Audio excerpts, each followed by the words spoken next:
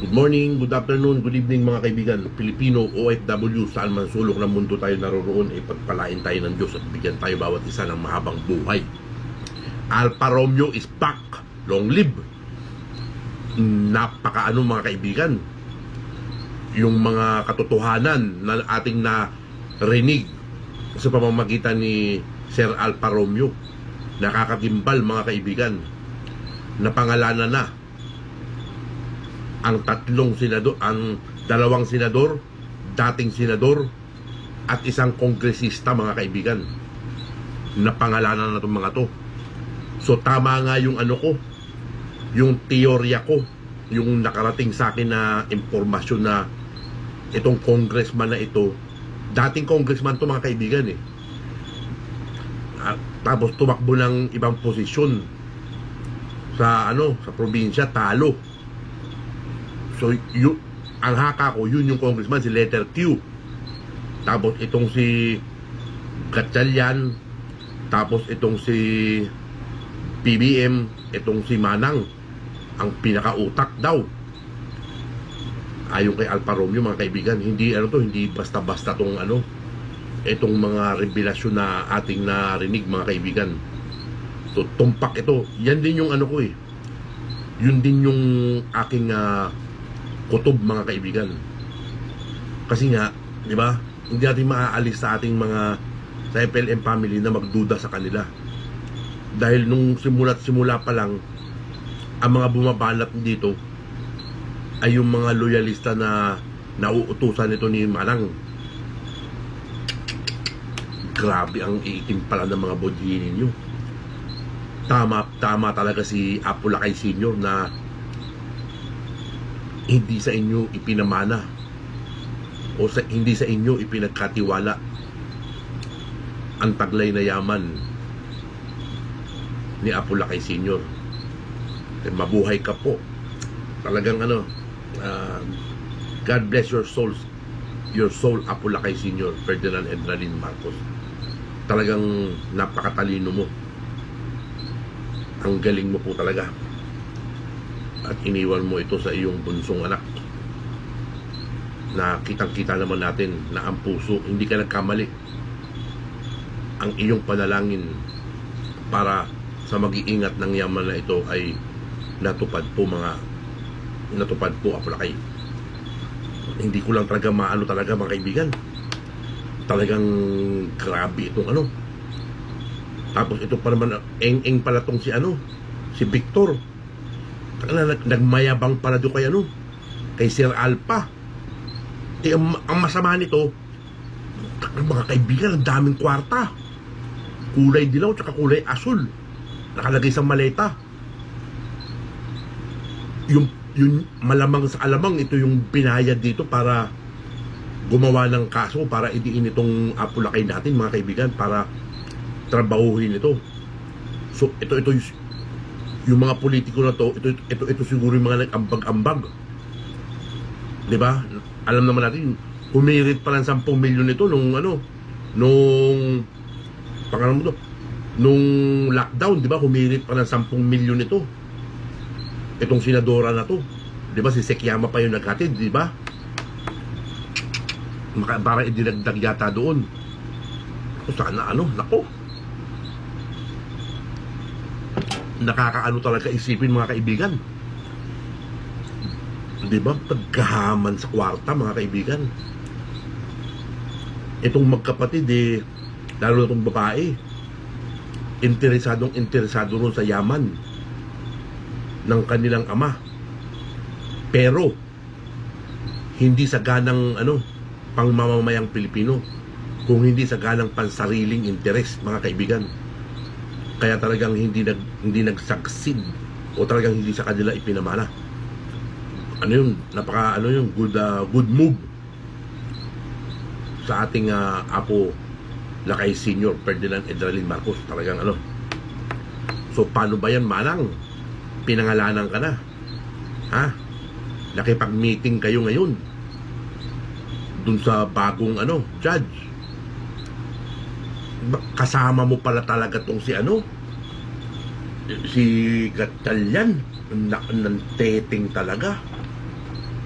kayo pala ang ano ha, kayo pala ang nagpakana nito. Kumbaga matagal na tong plano ninyong magkapatid, tapos nadamay na to. Nakiisa pa tayo si ano. Kaya pala mga kaibigan, excuse me, itong mga Tabobo Warriors, tsaka itong ibang mga loyalista na ano, kaya pala paniwala ito dahil galing pala kay Manang yung impormasyon, yung kasinungalingang impormasyon. Siyempre pag si Manang nga nagsabi, paniniwalaan nila na ganito, ganyan. Pero sa kabila nun, ang katotohanan ay hindi maitatago na kapatid nila, si Apo Lakay, di ba, si FLM. Talagang ano, galing talaga ni Sir Alpha Romeo. Wala talaga akong masabi. Talagang kahanga-hanga.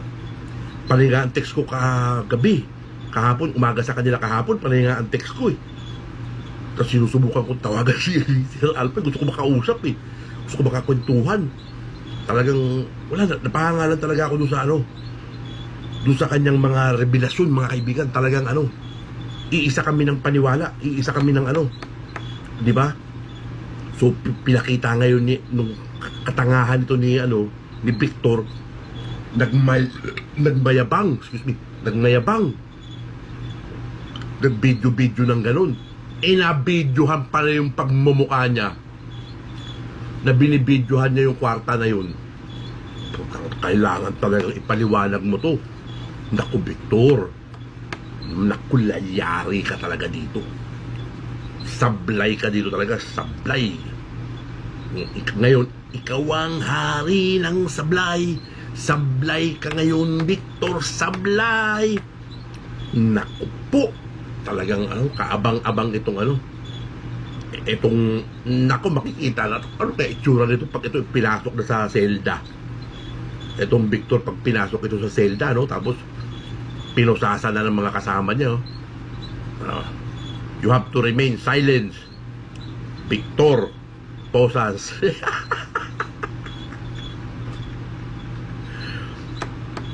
Ang daming kwarta, no, mga kaibigan. Ang kwentada ni Sir Alpha dun, nasa mga 50 manok hanggang 60 manok ang bilang nun, di ba? Talagang ano yung cash yung pera na yun, walang ano yun, walang cheque yun, kasi nga syempre talagang ano yun, talaga totoo siya ni Sir Alpha Romeo, tinatago talaga tong ano, yung pera na yan. Ang masakit nito, ipinagmayabang niya. So ngayon, nabuking nung mga kasama niya ngayon. Yung sarili kong ano yung senaryo kong nakikita, yung nakuha namin 4.3 million. Tapos napartihan lang kami ng kapira-kapiraso. Tapos nabalitaan nila, meron palang ganito kalaking bulto ng pera. Talagang gahaman pala to. Ganun, naglaglaga na sila doon sa loob. Marami na ngayon kumakanta, kinakanta na yung baho niya ngayon. So nag-uunggulan na sila doon sa loob. Kanina tinatawagan ni ano nung panood ko, tinatawagan ni Sir Alpha pag sumasagot ito si Victor ganun na lang magsalita mga kaibigan, hindi na makapagsalita, na blanco na sa sobrang takot. Naku, talagang ano, sana makarating na kay Presidente Duterte itong ating si Alpha. God bless you, Sir Alpha Romeo. Talagang ano ka, ang parako ng FLM family. Hindi ko alam kung sasabihin ko, talagang naano ko Kasi kanina nanonood ako dun kay Sekyama, busy sila Sekyama ngayon nagbibigay ng ano, nagbibigay ng stab. Nagbibigay ng stab dun sa ano, sa Alabang. Nagtanggalan tuloy ng jacket Nadamay pati ako Ang dami kasing ano mahulog ganyan, nakakainis. Siyempre maiinis si Sekyama, tinanggalan ng mga jacket. Nadamay pati ako. Babalik naman yan. Antay lang tayo, busy lang yan. Ito na, pasado na yung ano, yung Alabang Challenge mga kaibigan. So napakagandang ano nito, napakagandang news. Talagang ano, napakagandang news.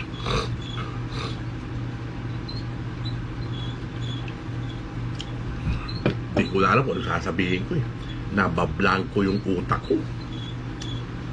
Talagang nagimbal ako dun sa mga narinig ko. Eh kasi sa Facebook yata nag ano eh, nag-live si ano si Alfa Romeo. Dapat sa YouTube para hindi basta-basta ma-take down ng ano ng kasi sa Facebook madaling ma-take down. Meron palang access yung ano yung ibang resources ng gobyerno diyan sa Facebook. Kaya ano, pero pagka kakampi nila yung nag-aano sa Facebook, walang problema yan. Basta ano, hindi nila pinakikialaman. Pero paglaban sa kanila, talaga nakatutok sila, binubura kagad nila. Grabe ano mga kaibigan. Wala na, swak na talaga to mga kaibigan. Ang dami palang ano, ang dami palang ginawang kabulastugan nito. Totoo yun mga kaibigan. Walang halong biro yung sinasabi ni Sir Alfa Romeo. Dahil narinig naman natin sa kanya, di ba? Kung kanino nang gagaling yung ano. Pati yung ano, sobra ka talaga manang. Ang sama pala ang itim pala ng bodhi mo. Ganyan pala yung gagawin mo sa ano, kay Apolakay namin. Di ba sa 2022, naku, wala na. Siguradong ano na to, Duterte na sana ako tumakbo. Sara Duterte sana ako. Sara Duterte. Sinugatan nyo yung puso ng mga ano eh. Alam nyo ba kami lahat dito sa FLM family? Kami lahat dito solid na Marcos. Pero anong ginawa ninyo? Sinira nyo ang Marcos. Sinisira ninyo ang magandang imahe na iniwan ng inyong ama na si Ferdinand Edralin Marcos, di ba? Andito nga kami, taong bayan, itinutuwid namin. Iminumulat namin yung mga kabataan ngayon, yung mga tao na napakabuting presidente ni Ferdinand Edralin Marcos. Napakagaling niya, napakahusay niya sa lahat ng bagay sa pagpapatakbo ng gobyerno. Di ba, pinagtatanggol namin siya sa mga dilawan. O di ba, yung mga black propaganda nila na ano. Diba? Tapos ganito ginawa ninyo sa isang Francis Leo Antonio Marcos, which is na wala namang ito ibang ginawa kundi mahalin kayo, pakisamahan kayo, isang hingi nyo lang, bigay agad. Diba? At saka masasabi ko, wala kayong mapapala kung sa kanya ipinamana yung yaman na taglay ng isang Ferdinand Edralin Marcos. Wala kayong magagawa. Wala kayong magagawa, hindi nyo makukuha yan. Hindi nyo matitikman yan. Wala kayong magagawa kung hindi pumasa ilalim sa isang Francis Leo Antonio Marcos dahil siya ang nagmamay-ari nito, hindi kayo. Di ba? At lalong-lalo nang hindi na ito pagmamay-ari ni Ferdinand Edralin Marcos dahil ito'y kanya nang isinalin sa isang Francis Leo Antonio Marcos. Nag-iisa lang ito na pinagsalinan yung bulk nito, di ba? So wala na, ano pang hahabulin ninyo?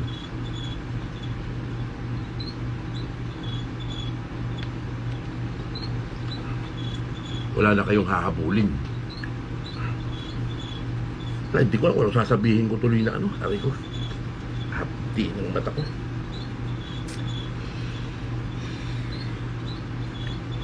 Ayoko naman kasi ng ano, mag-re-upload ng video na ano. Nakakahiya naman yung ganun. Kahit na yung iba, nagre-re-upload sila tapos umaabot ng mga 3,000, 2,000 views eh. Mas maganda pa rin yung pinagpupuyatan natin yung ina-upload natin na video. Sabagay, pinag-anuhan mo, magagaling kasi sila mag-edit, mag-cut ng mga video. Ako hindi ako marunong nun. Pero okay lang yan kasi yan naman ang ano ng FLM family. Tsaka maganda nga naman pakinggan yung ano, ni-re-upload mo yung buong video. tayo, binibigyan lang natin ng reaksyon. Excuse me. So yun ang yun ang pinaka-latest ngayon. So marami pang marami pa tayong malalaman. Bakit ganito yung mata ko na ang hapdi?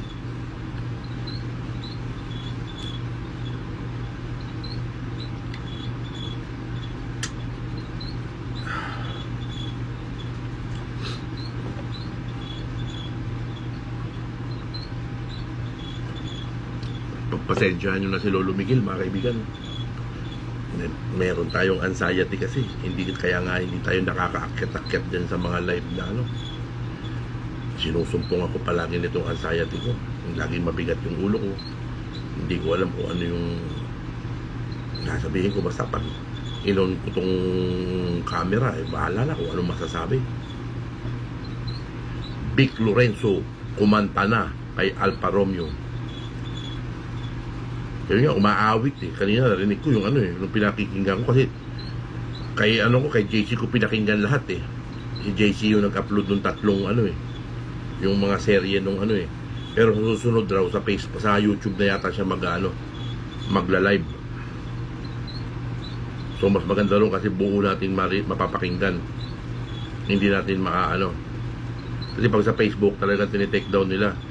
Alam mo yung una raw niyang live tinake down daw agad. Grabe.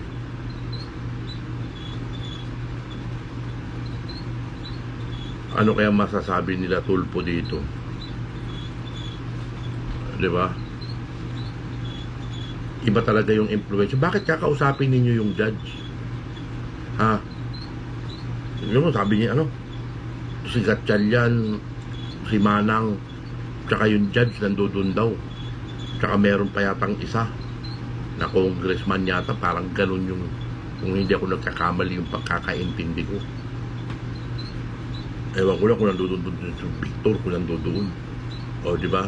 Kaya nga mga kaibigan, sinabi nga ni Sir Alfa Romeo na talagang nilalakad nila to, inaano talaga nila. Bakit nila kailangan kausapin yung hukom? Diba? Anong agenda yan? Anong bawal yan labag sa batas yan Di ba? Alam naman pare-pareho kayong galit kay Apulakay namin Bakit kakausapin niyo yun, Judge? Anong gusto niyong palabasin? Hindi niyo ba alam ang taong bayan ay nakamatsyag sa inyo? Di ba? Lahat ng establishmento na pasukin ninyo, masang Pilipino ang naglilingkod dyan, ang mga nagtatrabaho dyan. Lahat yan kilala si FLM. Lahat yan nanonood ng Francis Leo Antonio Marcos channel. Lahat yan sumusuporta. Lahat yan na nakakaunawa sa ipinaglalaban ng FLM family at nakikipaglaban din yung mga yan. Kaya talaga may kalalagyan kayo. Ang sasama ng budhi ninyo. Wala na ako ibang masabi na Tapos ito pa inano pa ni Sir Alfa Romeo na itong si Bongbong retokado ka pala wala ka pala di ba? Talagang ang saloobin talaga ng tao hindi nyo talaga maaano, lahat kumikilos, lahat gumagawa ng paraan. Maski ako sa kahit anong paraan na kaya kong magawa, ay gusto ko talagang makatulong din, 'di ba? Yung mga kamag-anak ko na nasa gobyerno nagtatrabaho, tinatawagan ko. Kaso ang problema naman kasi ang paniwala ng iba kong kamag-anak ganito, ganyan. 'Di ba na napapaniwala kasi nga ang usap-usapan dun sa loob ng ito nga si Manang ang nagsabi na galing na kay Manang yung impormasyon na ganito, ganyan. Kaya yun ang natatanim, yun ang pinaka reyna ng mindset. Mindset niya lahat yung So syempre si Victor, mindset na niya lahat yung mga tao dun sa loob ng na ganito yan, ganyan yan. Kahit wala namang katotohanan. O diba, ganyan nilang winawasak. ang isang Francis Leo Marcos dahil sa kanilang kasakiman sa pananalapi. Pero syempre, hindi papayag si Apo Lakay natin yan. Hindi siya papayag niyan. What is belong to Apo Francis Leo Antonio Marcos belongs to Apo Francis Leo Marcos. Kung paano niya to i-distribute, kung paano niya to gagamitin, it's his decision. And nobody can dictate Francis Leo Antonio Marcos what to do. Kaya kami, FLM family, 100% ang tiwala namin kay Apo Lakay namin. Dahil kita naman natin na ang iniisip niya ay kapakanan sa kapakanan nung mga taong nasa laylayan ng lipunan. Yan ang kanyang mahal. Yan ang kanyang pinaglilingkuran. Yan ang kanyang gustong iangat. Diyan niya gustong gamitin yung taglay niyang yaman para iangat ang buhay ng bawat Pilipino na nasa laylayan. O, diba? Ano pang aanuhin mo dyan sa mga mayayaman, sa mga may kaya na, sa mga yung mga stable na ang buhay? 'Di ba? Kaya na nila yung pamilya nila, kaya na nila yung mga sarili nila. Pero yung mga tao nasa laylayan ng lipunan, 'di ba, kailangan nila ng gabay, kailangan nila ng tulong para may angat ang sistema ng kanilang pamumuhay. At yun ang gagawin ng ating Apo Lakay Francis Leo Antonio Marcos. Talagang wala na tong wala nang kawala itong mga kaibigan. Nagtitiis si Apo Lakay natin. Pero yung sinasabi ni Alfa Romeo na gusto magkaroon daw ng yung magkaroon ng deal. No deal yan, sigurado mga kaibigan. Basta kapit lang tayo, dito lang tayo. Hanggang sa 2022 mga kaibigan, sama-sama tayo dito. Ipakalat natin. Di ba sampal pa nga sa kanila yung sa December 27 yung Gawad Filipino Hero Award. O di ba, ambassador, pinakamataas yun siya. Kumbaga lahat ng bayani sa panahon na to sa Pilipinas, siya yung pinaka-ambassador, si Apo Lakay Francis Leo Antonio Marcos, di ba? Napaka good vibes nun mga kaibigan. Napaka talagang ang sarap sa pakiramdam, di ba? Pwede tayo mangarap tayo mga kaibigan tungkol dun sa sa spiritual wonder boy account mga kaibigan. Pero wag natin itong pangarapin sa ganang pansarili lang natin. Pangarapin natin ito sa ganang para sa taong bayan, lalong-lalo sa mga nasa laylayan ng lipunan. Di ba mga kaibigan? Yung mga hirap sa buhay, excuse me, dighay naman ako ng dighay. Kanina, tahimik, ngayon medyo nakakapagsalita ako ng konti. Ngayon, wala na naman, blanco na naman yung utak ko. Ang hirap kasing talagang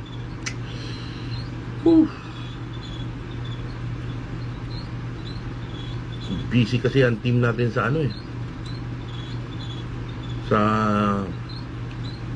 pagbibigay ng coupon. I-play natin ng konti.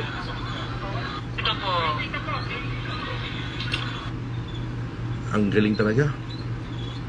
Subscribe nyo si Kapitana, ha? Tintin Abbas. Ako mga hindi na kapag-subscribe. Ang magaling na Kapitana, talagang sasali siya sa FLM family, FLM family na natin to mga kaibigan. O di ba? Ang daming tao nitong hawak nito mga kaibigan, itong barangay lang na to. So lahat yan Francis Leo Antonio Marcos na. Di ba?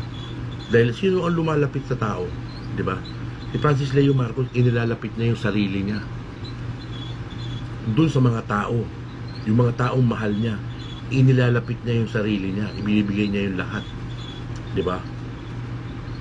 Pero yung ibang mga pinaglapitan niya ng sarili niya, gaya nitong mga hilaw na to, na hindi man lang nila na-appreciate, o hindi man lang, kumbaga yung respeto sa inyong ama, respeto sa inyong ina. Kung ano man yung desisyon ng inyong ama, kung ano man yung naging desisyon ng inyong ina, ay dapat taas noon ninyo itong igagalang, di ba? Kagalang-galang kasi ang inyong ama si Ferdinand Edralin Marcos. Kagalang-galang siya, bayani siya. Siya ang pinakahigit na bayani sa lahat ng bayani sa ating bansa, di ba? dahil wala siyang ibang ninais kung hindi mabigyan ng magandang pamumuhay ang bawat Pilipino. Di ba? Kung hindi nga lang nangyari yung 1986 sigurado ang mura ng kuryente sa atin, ang mura ng tubig. Dahil mabubuksan yung Bataan Power Plant at magkakaroon pa, manganganak pa yan ng power plant sa iba't ibang dako ng Pilipinas. Pero ano na nangyari, di ba? Sinira ng mga dilawan. Nilason ng mga dilawan yung isipan ng karamihang Pilipino. Lalong-lalo na yung mga nag-aral sa mga private schools. Kasi yun na ang theory ko, ba't karamihan doon sa mga private school graduates anti-Marcos? Pero kami na mga nasa public schools nag-aral is karamihan sa amin Marcos loyalist, because we see, lalo na nung dekada ko, ako batang 90s ako, di ba? Nung 80s ako, elementary ako.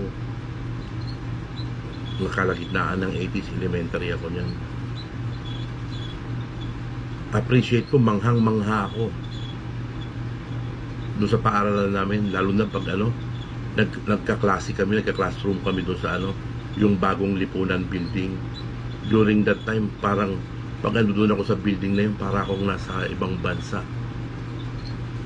Parang ibang-iba yung feeling ko, parang napaka world class, parang napaka first class na building yung aking natungtungan doon sa paaralan namin yan nung elementary ako.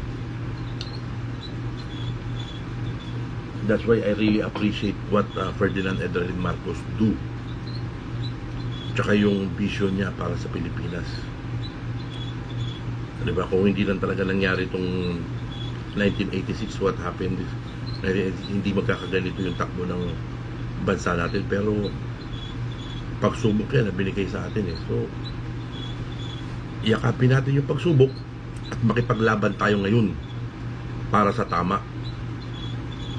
Kailangan nating ipagtanggol si Francis Leo Antonio Marcos. Kailangan nating magkaisa dahil tayo ang boses ni Francis Leo Antonio Marcos, mga kaibigan.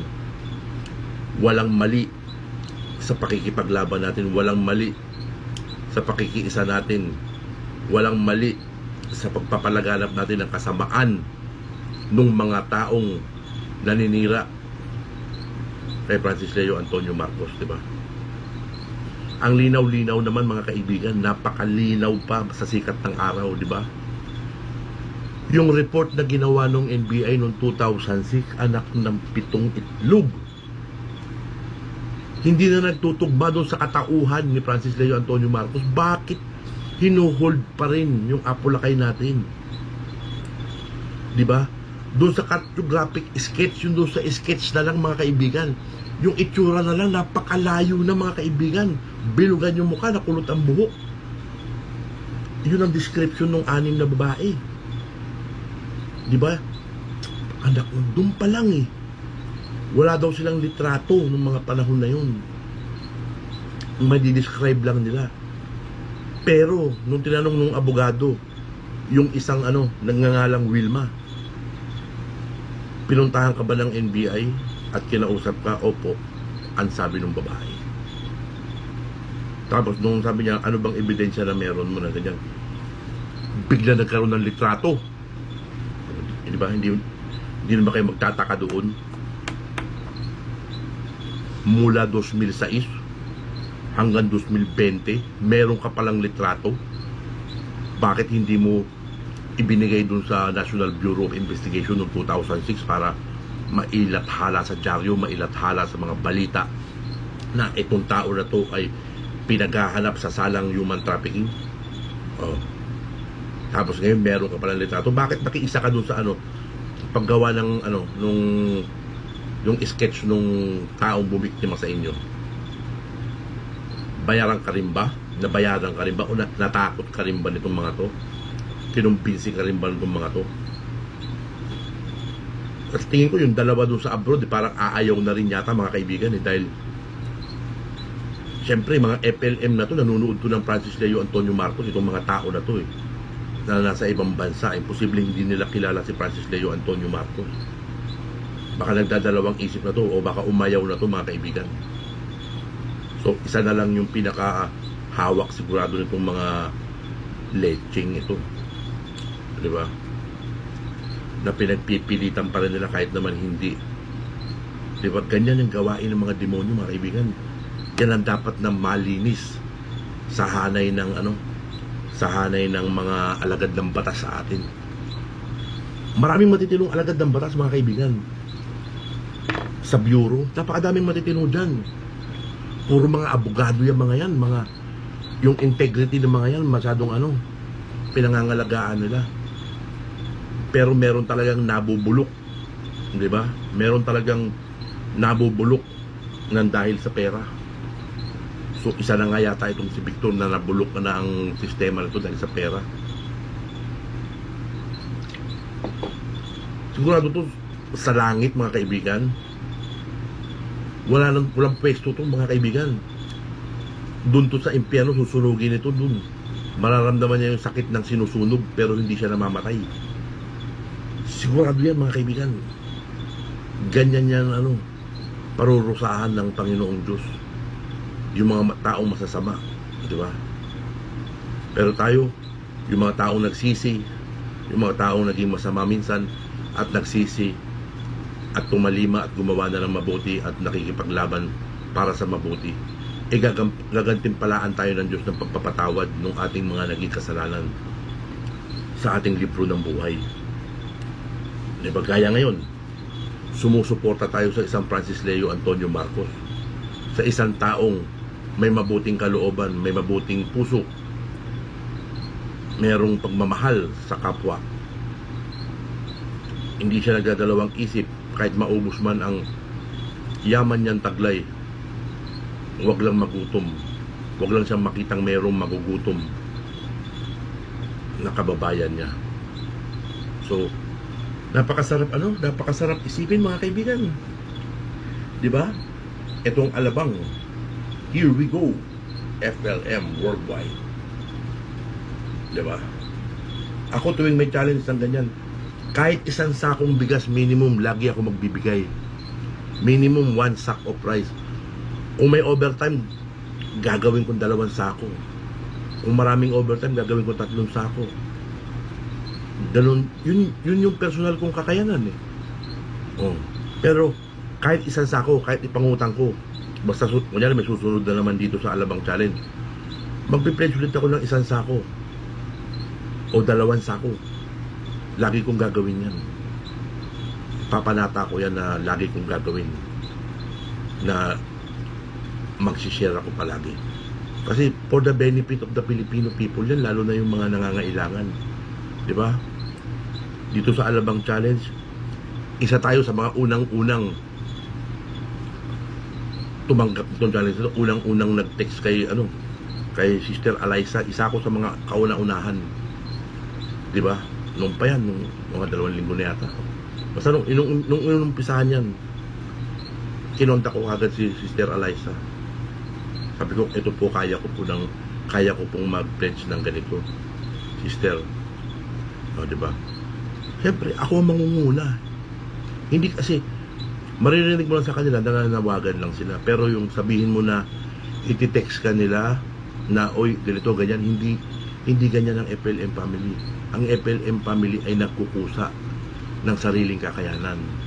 Diba? Tayo ang nagkukusa. Yan ang wala. Diyan inggit na inggit sa atin yung mga yung mga tanga. Diyan inggit na inggit sa atin yung mga tanga. Diba? Naalala ko na naman itong si Manang na to. Kaya pala ganun manindigan itong mga ito, dahil paniwalang-paniwala sila sa kasinungalingan ito ni Manang. Siyempre, isang Manang ang magsasabi sa iyo ng ganito, ganyan. Siyempre, ang buong pagkakaalam nila, ganito, ganyan. O diba? Siyempre, kakapitan nila yung salita na yun. Pero, yung katotohanan sa pagkatao ni Francis Leo Antonio Marcos, tayong FLM family ngayon ang nakakaalam. Tayong FLM family ngayon ang naninindigan. Tayong FLM family ngayon ang nagiging boses ni Francis Leo Antonio Marcos, na anak ni Ferdinand Edralin Marcos, di ba? Si Sinasabi ko na yan ng hayagan kasi narinig ko na mismo kay Alfa Romeo. Di ba? Alam na natin si Alfa Romeo ay may paninindigan at nagsasalita na ng wasto at buong katotohanan lamang. So, I am with Alfa Romeo sa bagay na yan. Dahil yan din naman yung paniwala ko eh. Diba? At yan din ang paniwala ng 100% sumusuporta kay Francis Leo Antonio Marcos. Hindi natin maipapagkait yan. Hindi natin maitatago yan. Diba? Paano nagkaroon ng mga usap-usapan nung araw sa Amerika, sa iba't ibang bansa na itong matatanda sa mga taga-Ilocos noong mga 1980s. Diba?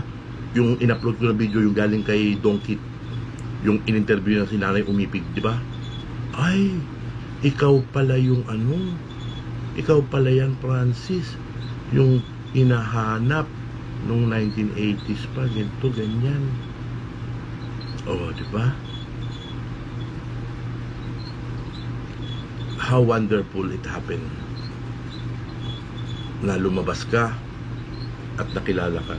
So tama nga yung sinasabi mo na if they cannot take the lead, then FLM take the lead and FLM family is with you. Maisusulat tayo sa kasaysayan. Napaka overwhelming. Basta FLM family, mga kaibigan, kapit lang tayo. Nasa tamang landas tayo ng pinaniniwalaan. Tuloy ang laban, mga kaibigan. Hindi tayo tatahimik dahil ang taong bayan na ang sumusubaybay dito sa mga tao na to. Pag nakita to sa labas, kung sino mga nakakausap nito, kung sino yung mga nami-meeting nito, ay nakakarating sa atin, nakakarating dito sa ating mga may nagbabato sa atin ng impormasyon, lalong-lalo na kay Sir Alfa Romeo. Lahat ng kilos ng mga kalaban natin ay naipararating kay Sir Alfa Romeo. So saludo ko dyan sa sa tao na yan na may pakialam sa nangyayari. Pag may nakita niyang mali, hindi niya kinukonsinti. Mabuhay yung tao na yun, Sir Alfa, yung nagbibigay sa'yo ng impormasyon. Mabuhay ka talaga. Isa ka sa bayani ka din. Diba? Dahil hindi mo hinahayaan. Baga wala ka lang siguro masyadong magawa sa oras ito kasi siyempre malaking grupo yung bubuwagin mo na yan. Diba? Pero pag nabuwag nyo yan, talagang isa ka sa pinakamatapat na tagapaglingkod sa Bureau. So yun lang, mga kaibigan. Medyo malamig kasi sa labas, sobrang lamig eh. Negative 13. Ewan ko ngayon kung ilan ba ngayon. O negative 12 na. Lumamig-lamig ng konti. Uminit-init ng konti, 1 degree. Negative pa rin, mga kaibigan eh. Malamig pa sa refrigerator yun, mga kaibigan. Magyayelo ka talaga sa labas. So yun lang muna, mga kaibigan, yung pinaka-update natin ngayon.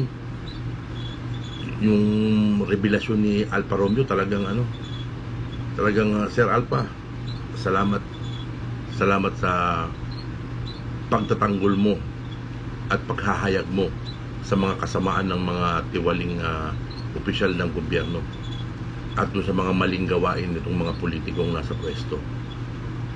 Wala silang karapatang gawin yan sa kapwa nila tao. Bagamat sila ay nasa kapangyarihan, pero wala silang karapatan. Walang saligang batas na nagsasabi na pwede nilang labagin ng batas. So yun lang, mga kaibigan, Pilipino, OFW, sa mansulok ng mundo tayo naroon, pagpalain tayo ng Diyos at bigyan tayo ng mahabang buhay bawat isa. Pagpasensya nyo na yung video ko, talagang yung anxiety ko hindi ko alam kung ano yung magiging mood ko tuwing nagre-record ako ng video. Minsan nakakatawa ko, minsan malungkot, minsan wala lang, minsan stop ball, minsan walang masabi. Pero yan si Lolo Miguel Pero yan si Lolo Miguel. Ito ako. So shoutout na lang. At salamat doon sa mga nag-subscribe Salamat po. At shoutout sa inyong lahat. Thank you, FLM family. Ang biyak ka, Apo Francis Leo Antonio Marcos.